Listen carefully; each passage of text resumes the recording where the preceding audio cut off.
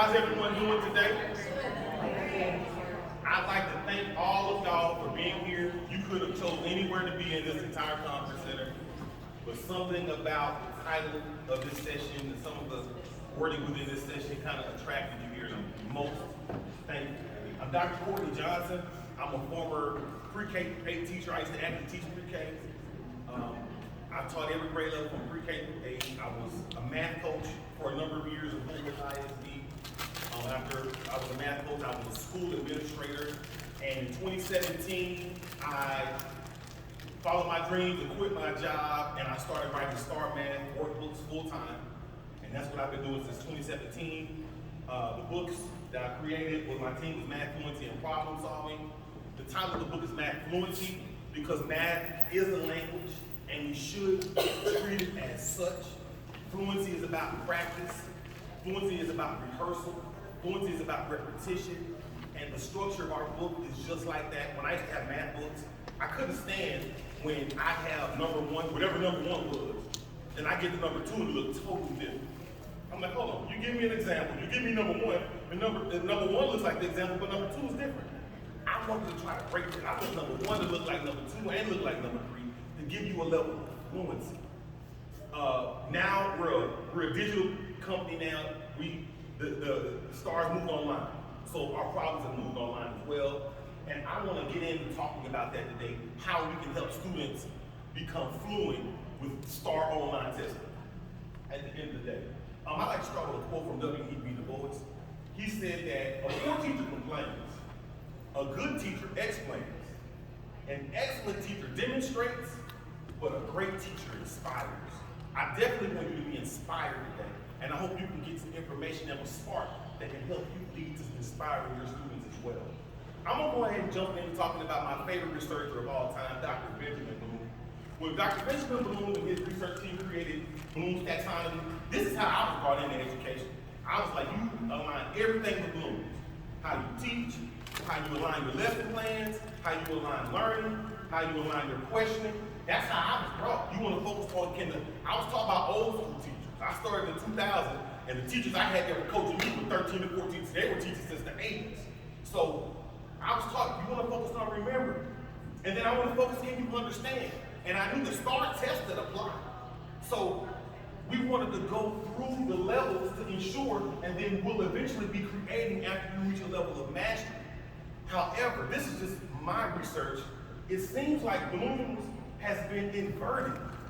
A lot of times, before I left and I was T-Test certified doing walkthroughs, instead of remembering, and even within the research as well, they have de-emphasized remembering. Like something's wrong if you want to focus on getting students to remember. Like it's a bad thing trying to have a memory. So I've seen an inversion in education. Instead of focusing on remembering, they try to talk down on the road learning and hey, let's focus on creating. The first thing we're doing when we get into a classroom is hands-on learning. Creating. Let's get them hands-on. Let's get the counters. Let's get the iPads. Let's get the blocks. Let's get everything. And let's start creating. Let students create. And then after you create, then we're going to focus on evaluating what we're creating. And then as we're evaluating, then we're going to analyze it. And then we're going to try to apply it.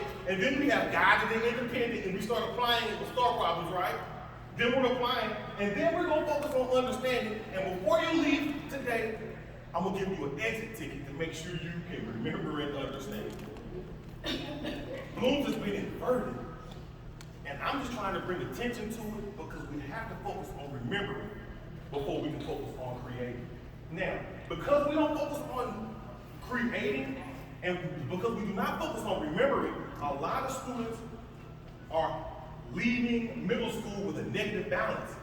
I'm an elementary guy, but my first AP job was at a middle school. So when I'm an elementary guy and I'm at a middle school, and I'm a math coach, I'm just looking at who can subtract, who can add. My mind is just always on math. And if a student comes to my office for behavior, I'm just trying to make sure, where's your math level at? The majority of my students couldn't subtract. The majority of my sixth graders couldn't subtract. The majority of my middle school students, my seventh, eighth, most of them could not multiply. And because of this, they enter middle school with a negative balance. Who's ever had a negative balance before? You know, you get paid Friday and you minus 72, and you're hungry too at the same time. I would just have to eat this overdraft fee. So students are coming into middle school with a negative balance. Straight negative. I'm behind. I'm in a class that's requiring me to know how to abstract, multiply, divide, deal with rate, and all these different things. But technically, I'm -3. I'm like 6 minus 3 is 3. So I'm a third grader. Or 6 minus 4 is 2. I might be a second grader. So they're entering with negative balances. And like I told you, too many students walk in middle school with a negative balance. So why? From my time as a math coach, from my time doing walkthroughs in elementary school campuses, in the K-2 curriculum, there's not enough adding and subtracting. There's not enough adding and subtracting. The curriculum will have you doing something different. Every single day, you'll think you're attacking this math. We're doing doubles and doubles plus 1. We're doing all these different things. But when the students get to third grade, they still can't add and they still can't subtract. I taught thousands of third graders. I've never had a third grader step into third grade subtracting with me. Ever. Ever. So because of that, I had to spend all of September ensuring students could add and subtract fluently. I had to because in October, subtraction and division is coming up. When we get to the 3.3s, the 4.3s, or the 5.3s, you're dealing with fractions, you're dealing with equivalent fractions, and you're dealing with having to know how to count. Now, the first grade curriculum is too wordy. The first grade teachers work harder than anybody else in the entire school. Because you got half your class that knows their letters and sounds, half your class that doesn't. So it's a reading lesson and a whole reading situation just to get to guided and independent. So, and then I've always wondered, why does the first grade directions, they'll have like 3 or 4 lines of directions. But when you get to 5th grade, they got 1 line of directions. So it's real wordy in first grade. And in 3 through 5, they're getting too much all at once. They're getting too much all at once. The first day when I get to 3.28, I gotta know expanded notation. The first day of school, I gotta know 8 times 10,000 is 80,000. The first day of school.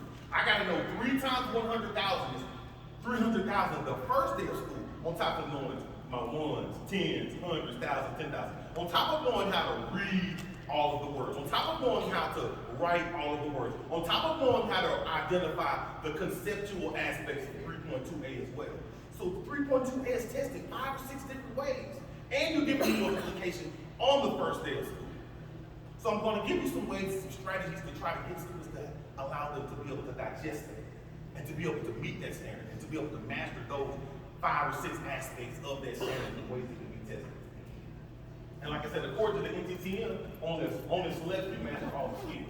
Now let's look at some of the data. The data says around the literacy rate in the United States of America is 79%. 79%, most people learn how to read. However, I'm gonna give you some data. 50 to 80% of high school students in the state of Texas cannot multiply. That's my data. I was a vendor here last year in the exhibit hall, and every teacher I saw, because I'm either trying to show you some elementary books, but if you say, hey, I'm an 8th, 9th grade teacher, I say, hey, I got one question for you. Tell me what percentage of your students struggle with multiplication. This was last year in Fort Worth and Camden. 50 to 80% was the average I got. In the state of Texas, of high school students struggle with multiplication. And I'm just bringing it up. I don't have enough time to dive into it today, but I have strategies and trainings that will teach any of your students how to multiply in literally 1 minute or less. When I was a math coach, when I was a teacher, I did that for 11 consecutive years. My average score was over 90% on TOS, STAR, every time. And the main thing I attributed to is that my lowest sped student could do 2 by 2 multiplication at the drop of a dime. My lowest 5th grader could do 3 by 2 multiplication at the drop of a dime. We attacked it every single day. So if you need strategies to get your district or your school multiplying in literally 1 day, go to my social media. I have tons of testimonials that can show you tons of teachers that have learned how to teach multiplication, because we've got to get that out of the way. You can't be the higher order thinker if you don't know 3 times 6. You can't. And people can say, hey, you can draw a number line, you can do all this stuff, but when you get to 4.4H, 4.4H, multiplying and dividing with 1 and 2 step problems, those strategies go out the door. And you gotta know it, or you get ran over. All right, so now, most students become literate before they become literate math. Why do y'all think that? 80% literate reading, but we don't have 80%. Do we have 80% literate math in first and second with adding, subtracting? Why? Because we focus so hard on the reading. We focus on what? We focus so hard on getting them to read because they have to read before they can do work all the time. Okay. Most Okay. people talk at home, but I mean, most of the time parents aren't shooting out math hours. Yeah. Right. That's another. That's another. What to do with what they just read, or what individuals can use conceptually, so they don't have to apply it now. Right. Right. Right. Right. I want to give you some numbers, all great answers. And I want to keep it numeric. Now, here's why Dr. Johnson says most students are literate reading before they're literate math. Because I was a pre-K teacher. I had to teach students their letters and sounds. And there's 26 sounds. Including the digraphs, there's 44 sounds. At, but, cut, duck, at, but, gut, pup, it, juck, cut, up, mud, nup, ah, pup, pour, up, all the way to suck. The EA is E, TH is thup, PH is fuck. You know, I get those out the way, guess what? It's time to start reading. Matter of fact, you don't even have to get the digraphs out the way. Just get about 15 or 20 sounds out the way, you can start reading. You can start reading. But here's the thing about it. So 44 sounds, that's the number in the reading. If I get to 44, I can become a literate reader. Let's look at the number for math. Just in math, there are 81 addition things by itself. Just 81. From 1 plus 1 to 9 plus 9. 81. And if you know it's 81 addition, you know it's 81 subtraction. That's 162 facts right there. If they had to remember 162 sounds, would they be reading as fluently as we? Then you have 144 multiplication facts.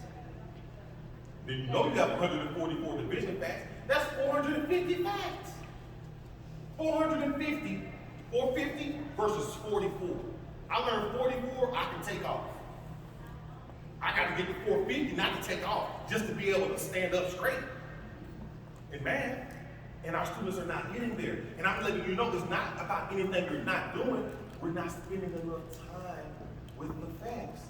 We're not.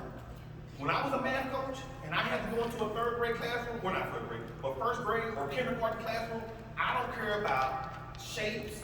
I don't care about greater than, less than. I don't care about place, value. I don't care about anything when I step into a kindergarten class. When I step into a kindergarten class, I'm dealing with adding and subtracting, period. Because I knew the data. I never had a student come to me in third grade subtracting the root. And we've got to get that out the way. Because if you don't, come on, multiplication and division comes, and then look, too many skills all at once, and I get ran over. The passing rate for STAR is 50. So a student can pass STAR and not know how to multiply. They can pass STAR and not know how to subtract. It happens every year. Because all I gotta do is get half of them right. Then I pass STAR. My mom said my baby passed STAR, but you still can't subtract. This happens every year. And this is how you get 50 to 80% of the teachers and math coaches at camp saying they can't multiply. All right. So again, these are the letters and sounds of math. For you to be able to read math, you've got to get those basics out of the way so you can think at a higher level. Now, fluency is the key. It's the key, but it's not just basic fact fluency we need, because I was a math coach, and I just told the ladies over here, I had fourth graders that didn't know all their numbers. You know, like they can't say 1,752. Do you know all of your fourth graders know how to say 1,752?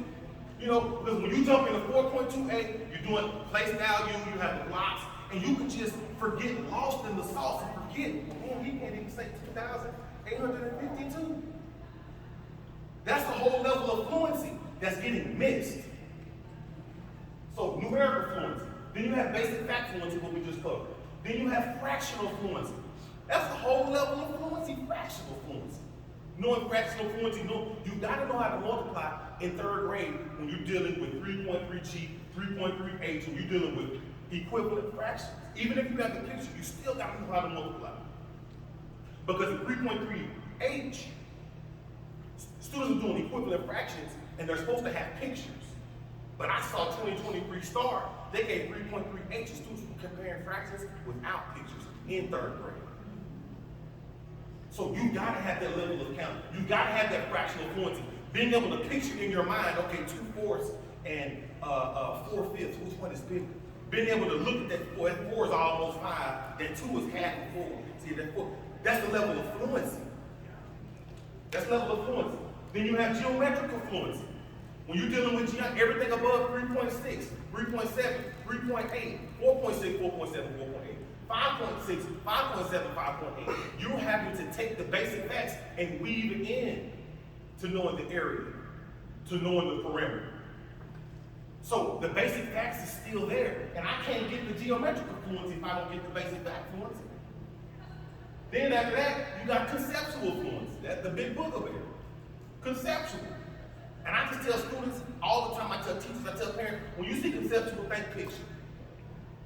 Picture. And relating the picture to something in the problem. It's about relating. Concept, that's a whole level of fluency. Knowing how to multiply a whole number times a fraction. On a number line with a picture, with figures. Dividing a whole number by a fraction on a number line with a picture, with figures. I'm going to show you how to hit these different aspects of the standard and have it within the environment within your class so you can learn every part of these standards. We've got to learn every part of the standard. Then, like I said, you have the verbal fluency. That's the test is 95% reading. It's not a math test. We should not call it a math test anymore. It's a reading test with a side order of numbers. Y'all can get a burger with a side order of fries. It's a reading test with a side order of numbers. And not a big side order. You ever get the burger and fries and you get like 15 fries and then you get me a little fries. So then you have and then if you can master numerical fluency, basic fact, fractional, geometrical, conceptual, and verbal, then you begin to gain perceptual fluency. You can have a perception of reading that problem and having a just flow within that problem. You know where to go to the question and see where it's answered. You know how to find your little pieces of data within the question. And then you start to get the perceptual fluency. Because here's where I want my students. In 2017, Ray Lewis, the Baltimore Ravens, they beat the San Francisco 49ers. At the end of the game, Ray Lewis said, man, I gotta just give the credit to my coaches. Because by the time San Francisco lined up, we knew what play they were going to run as soon as they lined up. We already knew the play because of our coaches. What I'm telling you, how my students work, and I'm going to tell you how to get your students, is when they see 5.38, they know what to do. But when they see 3.28 and they see expanded notation, they know what to do. When they see that picture in any kind of conceptual problem, they know they're relating that picture to something, either an answer choice or something in the problem. We've got to show them and structure that thinking. I need students, I don't need to guess, I don't need to do a prayer before start. I need you knowing before start. I've been in schools that had holy oil, put them on kids' heads. No, let's just get to work. And lastly, the new fluency that we're all dealing with, star online fluency. That's a totally different type of fluency. Totally different type of fluency. Which numbers am I going to drag or am I going to drop? How am I going to read this drop down meaning? And then in some of those problems, there's so much reading, and there's a level of perception that has to be strengthened with the practice. We've got to get the practice.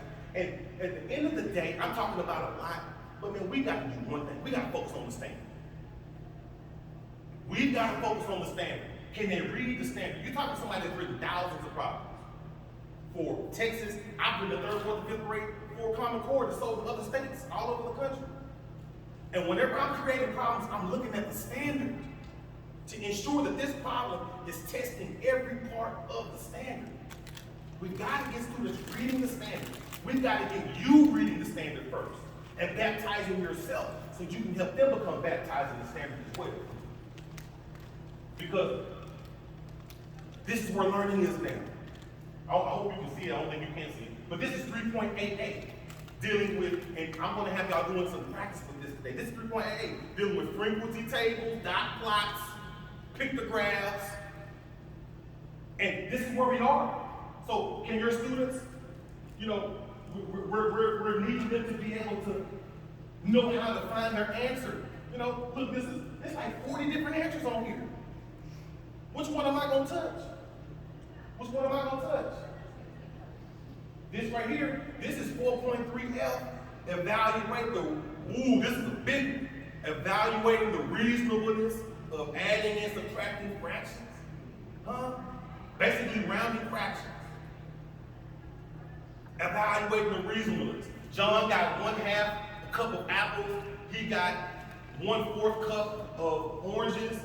Does he have more than 1/2 cup of oranges? Does he have less than 1/2 a cup of oranges? Does he have exactly 1 cup of oranges? That's a whole level of practice. It's a whole level of fluency. And that's what this problem is doing. And I'm able to figure out this whole problem clicking the drop down menu. These are some of the problems that we tested. Now we moved all the way online. So I've got to be able to master that. And that 4.3F, I saw in 2023 start last year, they would just throw that structure in several different problems. They'll give you 4 problems. They'll give you 4 fractions. And then they'll say in the question, which one is 1/2 more than all of these fractions? You see what I'm saying? And it wasn't even 4.3F. But STAR is throwing that on the test 4 or 5 different ways. So that's a level of fluency we have to have with just knowing where the fraction stands. 4/5. I need them to be able to visualize 4/5 versus 1/8. That takes practice. I gotta see it in picture form. Then it just takes it's like a spiritual intelligence almost. This right here is 5.3H. Adding and subtracting mixed numbers. Come on now. It's a whole level of fluency. This came directly off the 2023 STAR. I just created this one the other day. And directly off the 2023 STAR, I'm having to drag and drop. But look, I got 6 different answers. I gotta be able to read the problem. I gotta be able to, hey, hold on, what's going on? You know, what's up with X? You know, so I'm having to identify, look, the shaded part of the model represents a fraction. The X in the model represents another fraction. That was subtracted from the first. What subtraction expression does the model represent? So I got to figure out which fraction is represented, what's the other fraction represented, and then dragging them both to represent a subtraction fraction, to a subtraction expression. They can do it, but they need to see it. But there's still a level of fractional fluency if y'all can just see where I'm going. We got to be able to visualize the fraction. We got to be able to get it to that point. All right. Now, this is memory mastering math. So we're going to focus on nothing but the memory right now. You got the math, but I want to show you how we're going to dig into the memory. Now, when students can't remember, and this little right here, this picture right here is showing you how the mind works. The conscious mind is pointing toward the subconscious mind because the subconscious mind controls your entire body, all of your thoughts, all of your energy, your hair growing, anything you remember based on your past is not today. You're using your subconscious mind. And we use our conscious mind to strengthen the subconscious mind. And when students can't remember, that means we're overworking the conscious mind. We're putting too much pressure on the conscious mind. And we need to be able to relegate some of those duties to the subconscious mind. That's why we've got to focus on memorization. We've got to focus on memorizing something. Because if I don't know my basic, because I either have to have my basic facts memorized, or I got to have a strategy that can help me find that basic fact real quick. One or the other. I got to know it, or I got to have a strategy that can go get it. And if I don't have that strategy, I'm going to end up hating math. Especially if you're telling me to draw an array to find 5 times 8. 6 times 9, you're telling me to draw an array? Okay, I do it 2 or 3 times. But when they can do 5 or 6 problems like that, they're not going to like you. I'm just telling you what I've seen. So, the conscious mind needs spare energy because the conscious mind is trying to read the problem. I don't know my basic facts, so I gotta know how to work the numbers. Then I gotta reason within the problem. I gotta find a strategy. Then I gotta work the numbers. That's 5 different things at one time. That's like saying, hey mama, can you find my toothbrush and make me some soup and give me a towel and run my bath water, mom? Can you do all of that at the same time? You know, and can you pick up my cell phone and call my best friend for me too? So all in one time. So we gotta take some of that pressure off the conscious mind. You putting all in on the conscious mind. I can't remember the fact. I can't read the problem. We gotta take some of that off the conscious mind so we can fly, so we can think it. People talk about higher order thinking is when you are free to think. That's when you can get higher order. My conscious mind, 7 times 8, yeah, 56. And 9 times 12, yeah, 108. But what are we doing with them? 4.4H? Am I going to take these two and add them? Am I going to take these two and subtract them? And the number one thing is rehearsal. You strengthen the subconscious mind with rehearsal. This is what the neuroscientists are saying. They're not saying practice, they're saying rehearsal. And that's the word that I'm taking in. Because when you take the word rehearsal, because sometimes when you say, yeah, we got to do some repetition, if you say repetition in the wrong room, people going to look at you. Some people might look at you like you're a low level educator. Am I lying? Am I lying? Are you going to say repetition when you happen to be in that principal meeting within the whole district? The APs and the principal? Nobody's not going to be talking about repetition over there. You better not let that curriculum director hear you talking about it. But that's what needs to happen. And the teachers come to my training and they say, man, I got to sneak around. So teachers got to sneak around the curriculum director and the math coach just to teach basic facts. You know, you teaching basic facts like this. You literally.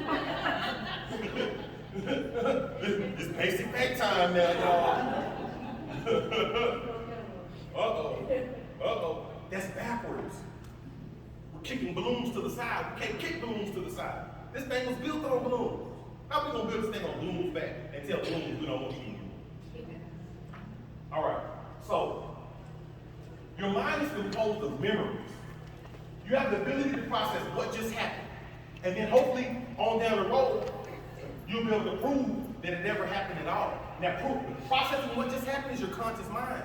I want you to process 4.3A, 4.3B, 4.3C. But will you be able to prove that it never happened at all in this assessment on Friday? Will you be able to prove that it never happened at all a month from now when we have our district assessments? And I'm going to show you how to help students prove that it never happened. Now, processing what just happened, conscious. Being able to prove that it ever happened is subconscious. And like I said, that word rehearsal does one thing. It transfers information to the subconscious mind. It transfers it. We're a big transferring people in situation education now. Because I gotta be able to transfer the problem on this digital star problem to the paper, translate it, and I gotta transfer it back to the computer. It's a whole nother level of fluency. Now, the working memory needs to be worked so it can transfer information. The working memory is a part of your conscious mind, and the working memory needs to be worked because as it's worked, it works any kind of knowledge into your subconscious mind so you don't have to think about it. Now, Alex Vermaster, he's a neuroscientist. He said, rehearse information in the working memory enough, and that memory can become permanent. Rehearse. Not repetition, not repeat. Use a higher level word when you're in that principal meeting next time. Yeah. Don't be afraid to say it. Say rehearsal, because that's what the neuroscientists are saying. If they're going against neuroscientists, they got a problem. Now, we want 4.3A, 4.3B, 4.3C. We want those things permanent in their minds. Permanent. And the working memory, it decays over time, but according to the research, rehearsing lessens the decay. Rehearsing lessens the decay. Now, the working memory is the gateway to long-term storage. 5 times 4 is 20. What's 5 times 4? 20. 5 times 4, what's 5 times 4 again? 20. That's the working memory. It's working. And every time I touch it, it's sending it stronger and deeper into my subconscious mind. So hopefully, when I'm on that test, 4.4H, it's 5 times 4 and 12 divided by 3. What am I going to do? With those answers, information entering the long-term memory, it physically changes the brain. And the brain sparks or snaps when you learn something. Whenever you learn anything, the brain is sparking. It's sending neurotransmitters to that part of your brain, and it starts sparking when you learn anything new. And after you learn something new, the brain no longer synapses. Now let's look at these synapses. This is a synapse right here. 2 brain cells, and one brain cell is trying to send a synapse to the other brain cell. And that synapse only gets through to the other brain cell to make a larger connection through the rehearsal. Now, memories are made by connections between nerve cells. Now, the connections called synapses, this is where mastery occurs. This is where the subconscious mind is. It's right here trying to work it. And when it's in the subconscious mind, it just disappears. Once you learn it and you don't have to think about it, no more synapses. Your brain doesn't light up anymore. But once I ask you something you don't know, that brain lights up. That's why learning kind of feels uncomfortable to people sometimes, because your brain is literally firing off. Now, according to Time Magazine, they said these synapses, they get stronger with repeat associations. That word read means to do over. Rehearsal, read means to do over, period. Do over. Now, synapses, again, Alex Bashir, he said synapses carry out the activity of the subconscious mind. This is what the subconscious mind is. And LTP, or long-term potentiation, is when synapses get stronger with frequent activation. So if you want to learn something, this page is telling you, you need to repeat it, carry it out with frequent activation. We've got to have frequent activation. We must have it. Even so, we've got to find those creative ways, and we're going to focus on how to get that frequent activation today. That's why we're here. So again, we want frequent activation, 3.4C, 3.4D, 3.4E, and 3.4L. Now, neural pathways is when that information is entering your brain. A neural pathway is the path that information is going along your brain. Now, and we create new pathways and new experiences. And according to Brain World Magazine, as a path is used through repetition, the pathway becomes more developed in the brain. Let me just give you a vision. This is my first time coming here. I didn't know how to get here. I had to use GPS. I didn't know what was going on. So I was like, man, hold on. Where am I turning? George, who? What are we doing? Huh? I'm looking crazy just an hour ago. I don't know where I'm going. Where am I turning? GPS, what are you doing? But I guarantee you tomorrow, this is what my brain is doing, trying to figure it out.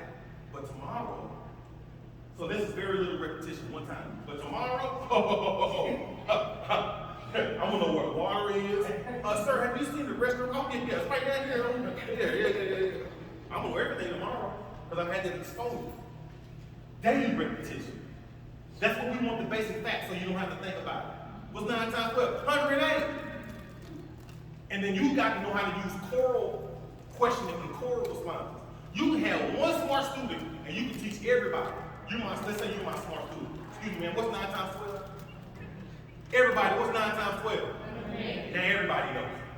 Everybody, one more time, what's 9 times 12? Now everybody knows. My sped knows it. Everybody knows.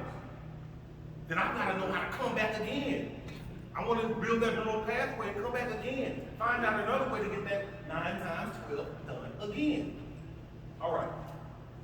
So students learn hundreds of rap songs. Why? Because the songs repeated several times, which builds neural pathways. Your brain is a chemistry lab. All it does is turn your thoughts into chemicals, and it sends it to every cell in your body. That's all your brain does. Every thought is turned into a chemical. Every single one. Every single one. And those chemicals are called neurotransmitters, and those neurotransmitters go along neural pathways to help you learn something, so hopefully you can retrieve it and come back. Now again, the mind, the conscious mind decision making, subconscious mind programming. We've got to be able to program these basic facts, program these standards. It's not even learning, it's programming. That's why back in the day when the TV used to go off, they used to say, hey, back to your regularly scheduled who? Program. But who, was it a program or were they programming you? Now, and how do you program the subconscious mind? Again, symbols, repetition, trauma.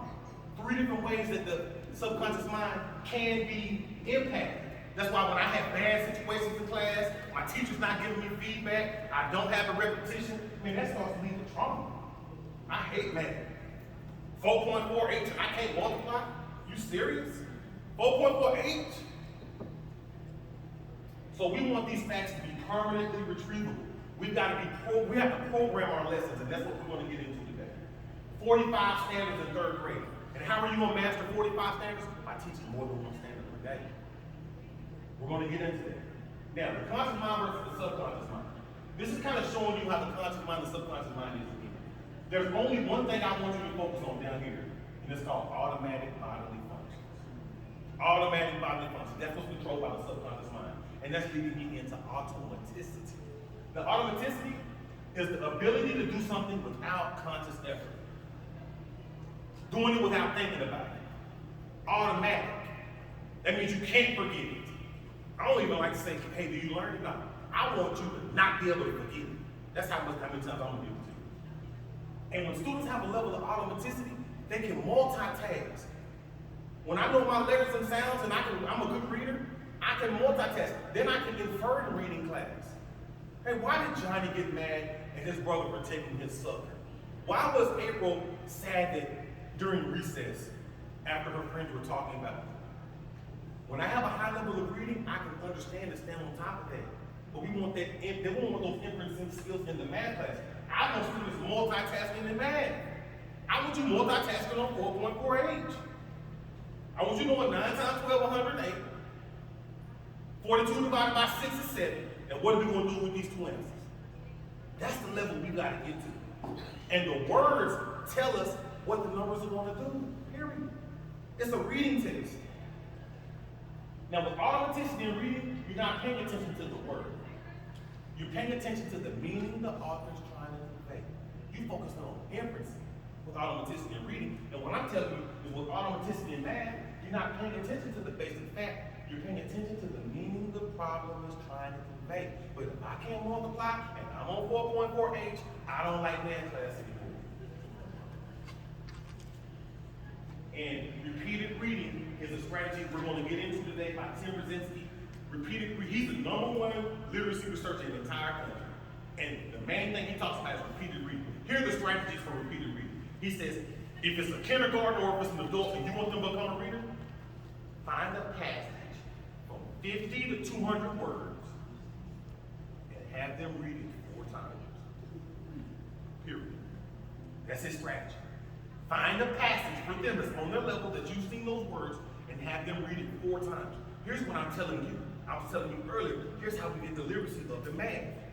A standard has about 50 words. They need to read that standard out loud 4 times. Every day. Because here's one thing I know, it's math. Here's one thing I know. Because I've written thousands of problems. Here's one thing I know. If you can read the standard, guess what else you can read? You can read the problem. If you can read every single one of those words in the standard, you can easily read the problem. We know that. And in 3rd grade math or 4th grade, it's only so many words. You're going to start seeing the words and knowing them. When a student sees represent in a standard, I need you to know that's conceptual. That's a picture. That's represent. Represent needs to be on my math word wall. Because this is going to be all over STAR. We've got to teach them how to think. We've got to teach them how to recognize those key words. All right.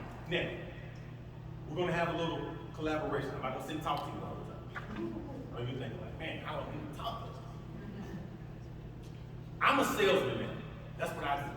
I'm a mathematician. I'm a math expert. I'm big time. Writing these books was easy for me. Because I had did STAR from 2000 all the way to 2017, and I knew I could do it. I just studied STAR. I knew I could do it. So I wrote the books. It was easy. But in 2020, I had these great math books and nobody was buying. You know why? Because I didn't know how to sell. I had to learn how to sell. I had these great books. They were digital, and I'm thinking, man, why is it not nobody that many schools was going? Because I had to learn how to sell. It's not going to sell itself. So, and the #1 thing I had to learn about sales is about touches. That's why that same telemarketer called, they know you're going to hang up, they know you're going to slide to the right, but they're going to call you back about 15 times because they want to buy your house. They don't call you back about that. What funny? Am I the only one that gets the phone calls for around about my house? So they're going to call, they know that. It's a numbers game. They know that if I call them 10, 12 times, they might answer. First 12, 13, they're going to say no. So sales is about touches.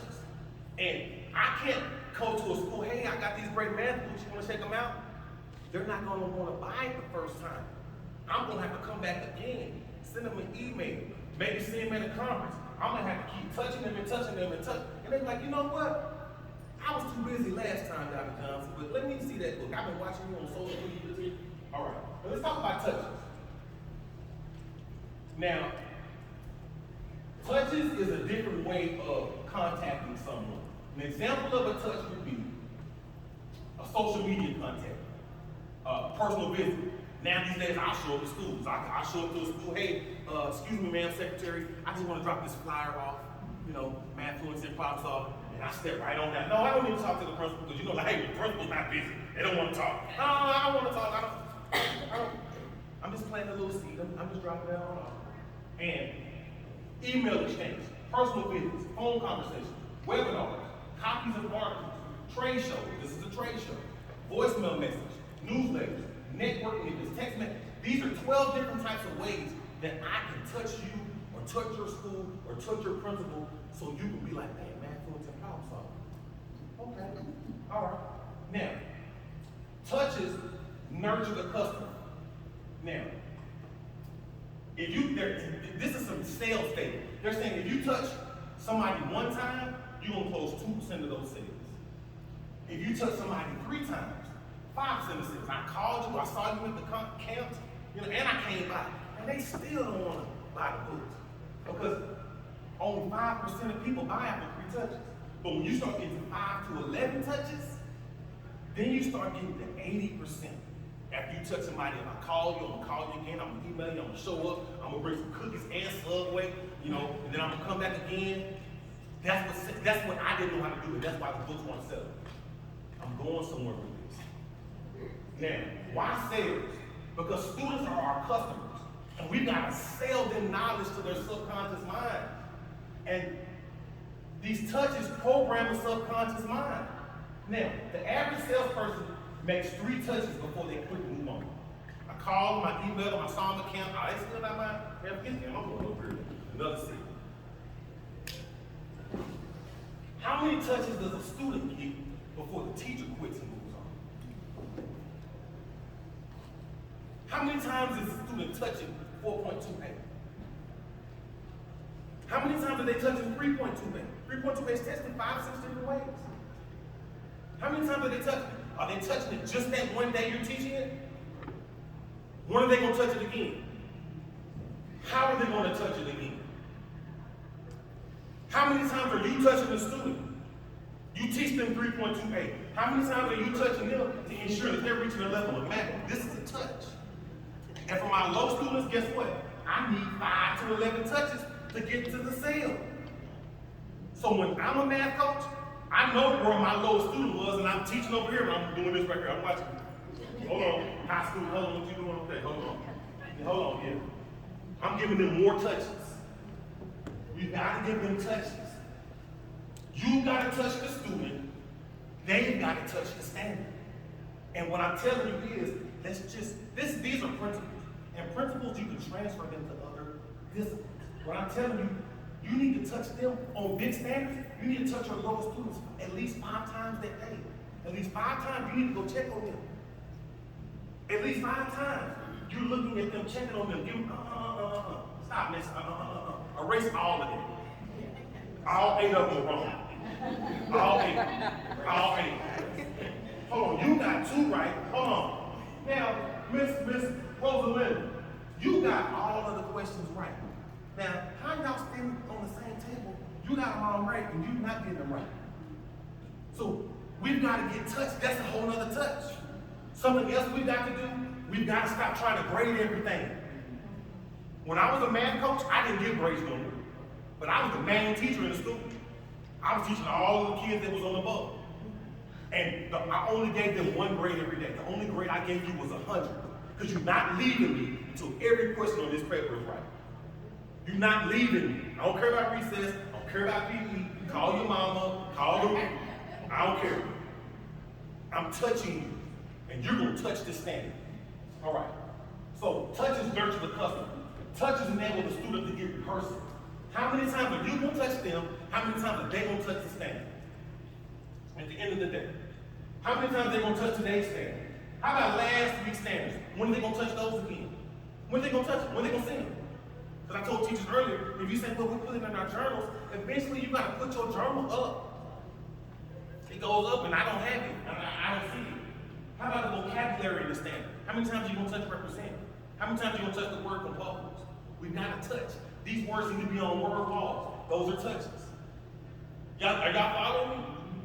We've got to sell the information to students, and this is how we sell it. The basic facts, how many times are they going to touch it? We've got to touch the student with feedback. So I want you to do a quick turn and talk. Could you talk about different ways amongst yourselves on how you can touch your standards? How the student can touch the standard? What are some more creative ways you can touch the student? Over here, I told Rosalinda, you're my teacher right now. You got them all right. Can you coach these two? That's the whole touch. She's teaching them right now. Now I'm back over here with my 10-3 students. I'm back over here. I'm working with them, and I'm looking at Rosalinda to see if I can depend on her. Can I depend on Rosalinda? Hold on. I gotta. It's just small stuff like this. It's the small things. You gotta work smart with your time. You gotta know how to work around that math coach in the district that's saying, man, why are you doing the rope stuff? You gotta. Like Pink Panther. All right, so let's do a 1-minute turn and talk. Let's talk about different touches.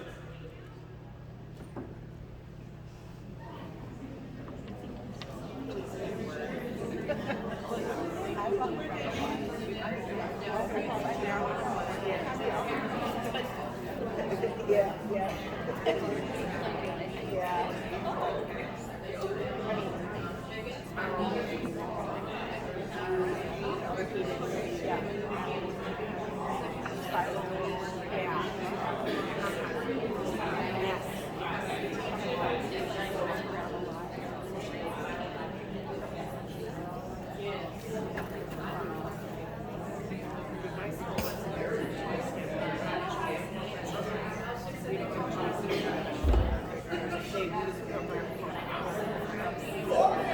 And it's on a computer,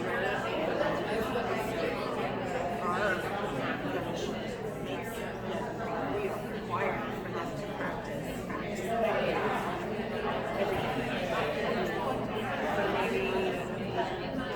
we have to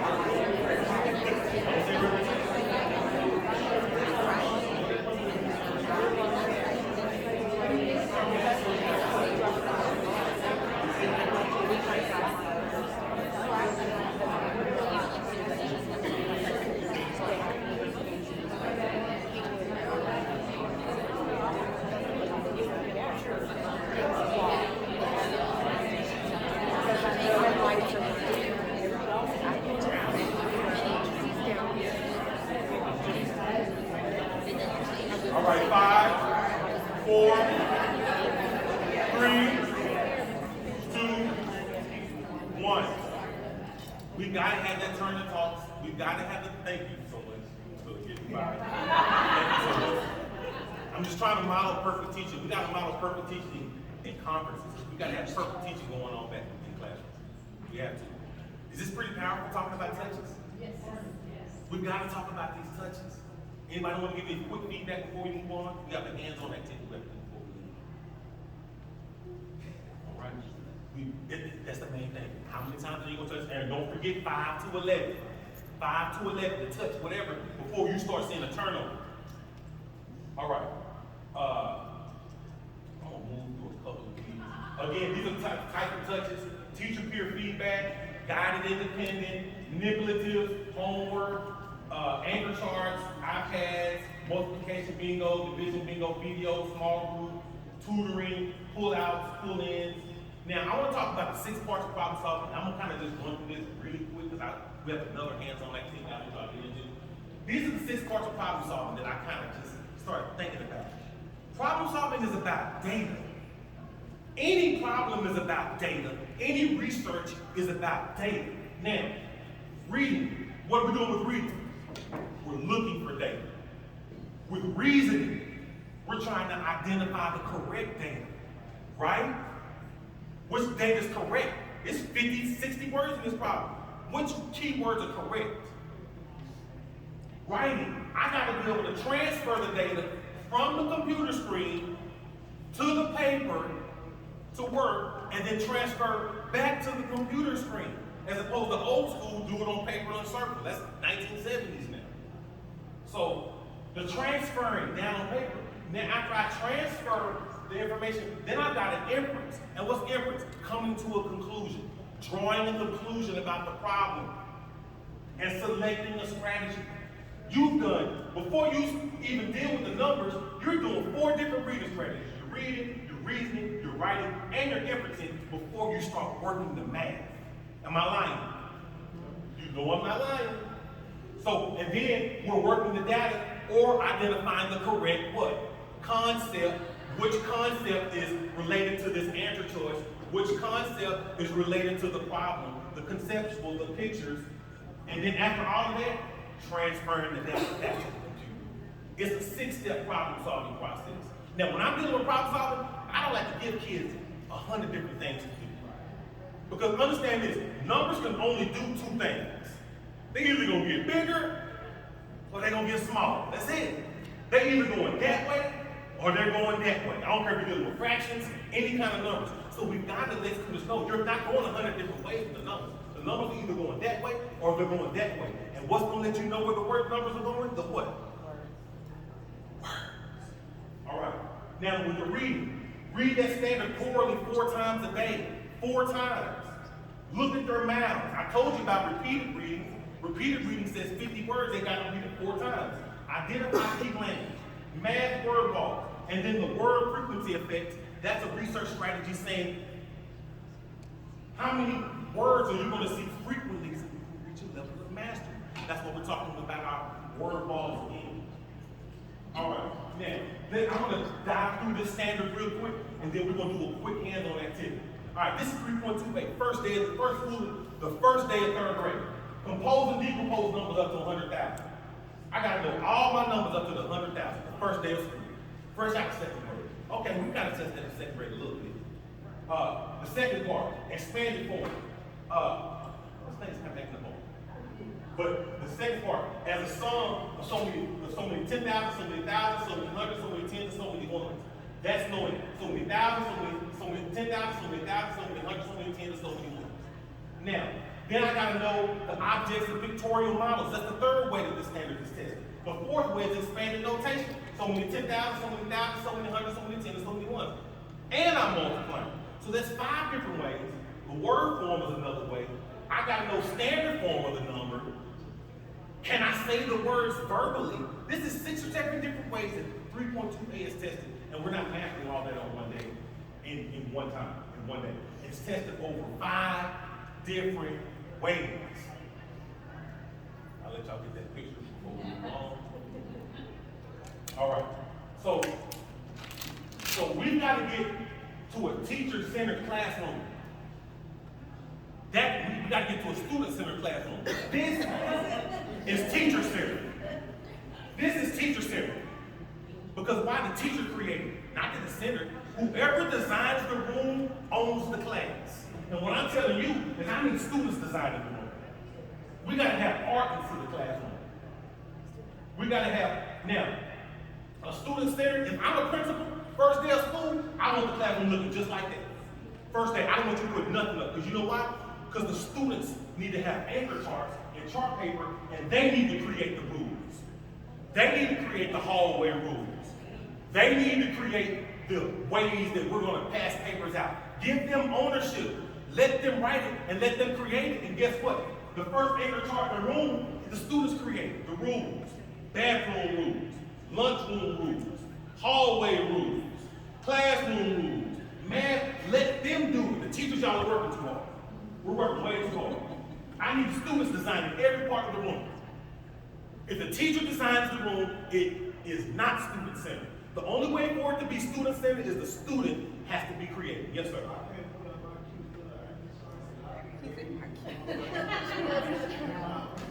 He worked so hard. Let's keep it mathematical. Whoever designs the room owns the room. Whoever designs the class owns the class. Take that back to that principal meeting. That's gonna ruffle some feathers, but that's the truth. Is that the truth or not? The students need to be creative. All right. So now, let's create real quick. Here's what I'm talking about right here. This right here is 5.3H, adding, subtracting, mixed numbers. Here's what I'm talking about. If I'm a principal, I'm buying thousands of pages of anchor charts. Then you see what I did at the top. I wrote the standard first. So students need to be having this. You need an anchor chart on each table, markers on each table. Then each table has a different problem. Math, fluency, and problem solving, we got like 30 or 40 different problems in 5.3H. Each table needs a different problem. One table needs to be adding the fractions. Another table needs to be subtracting the fractions. And there's a multitude of ways. Now, I wrote the standard first, then I wrote the problem. Calandra and Sammy cooked chicken wings. The model is shaded to represent the number of chicken wings Calandra and Sammy ate. Calandra, Sammy. Which fraction of the chicken wings did Calandra and Sammy eat? We've got to bring the standard to life. We've got to make a connection between the standard and STAR. We've got to do that day. We have to hit it. And instead of the teacher doing all the work, the student needs to do all the work. And they need to write the standard down first every time. Because if they can read the standard, they can read the problem. Look, 5.3H. And what's the first word in the standard? When you see represent, it's talking about pictures.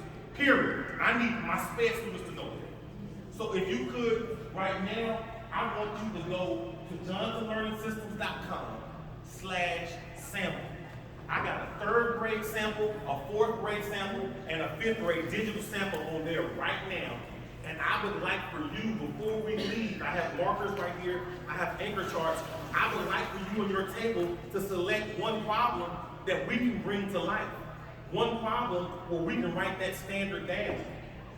johnsonlearningsystems.com/sample. If you just go to johnsonlearningsystems.com, you'll see sample on there. Click it. We have the 3rd grade sample, we have the 4th grade sample, and we have the 5th grade sample.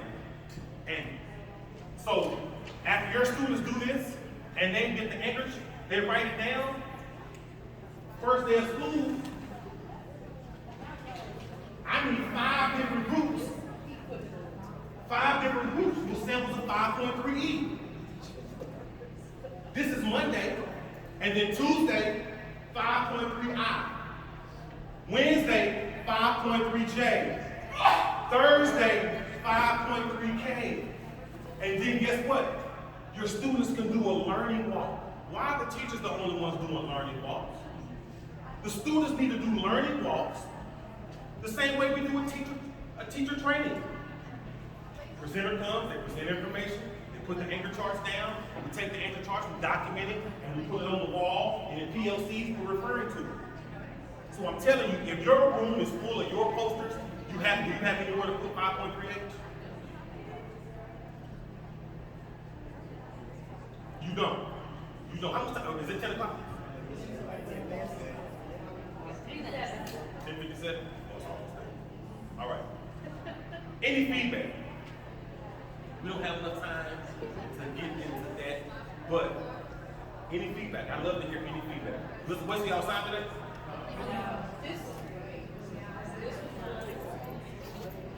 If you need someone who can teach your teachers how to get everything to multiply, contact me.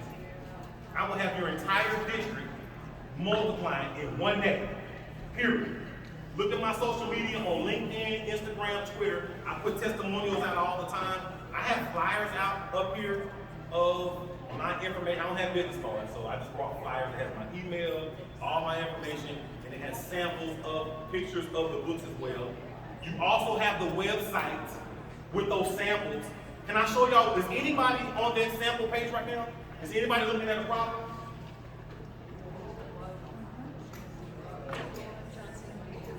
Because you need to click on the actual standard so you can see our new star item types. Because we have multiple choice on there, and we also have the new star item types. Yes, ma'am.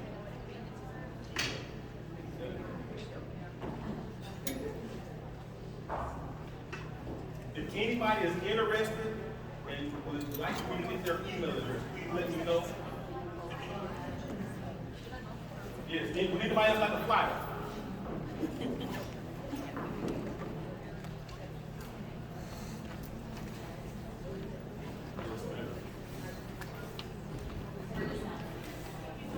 Thank y'all. Thank y'all. Thank you.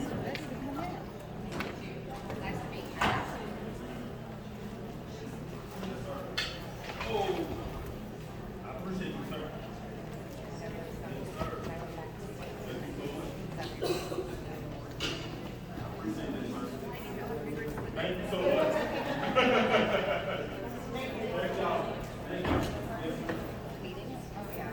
And these books are on sale for $10. Now to the problem for $10. So you can buy math, points, and problem solving and buy something else.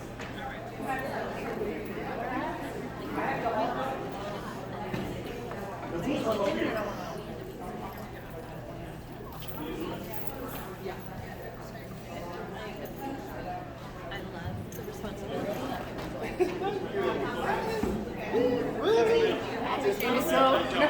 Thank you, friend. I just didn't want something this morning to come. Thank you. Wow, that's a little mild too. Thank you, friend. Thank you. Take a picture of your lanyard. The book, if you want to purchase the book, I would need you to contact me or I can contact you because we work through purchase orders. We don't sell individual copies, but like I said, it's only $10. Our book is $20, but the digital is $10, and you get all the problems, all the star new item types, and it's cheap enough where you can still go buy another company and, you know, because you want as many problems for 3.2A as you can get. You need 60 or 70 problems for 3.2A. You need 80 problems for 4.4H. It's $10. $10 per student. Yeah, and it's a minimum of 30 that need to be purchased. You can buy a hard copy for $20 Hard copy, yes. online. Yeah, but I don't sell it. You have to come. You have to contact me. Yes, ma'am. Yes, ma'am. Yes, ma'am. I'm sorry, I didn't want you to. Yes. Thank you. Yes. Yes. Thank you. Thank you. Yes, ma'am. Thank you. Appreciate you. Lanyard.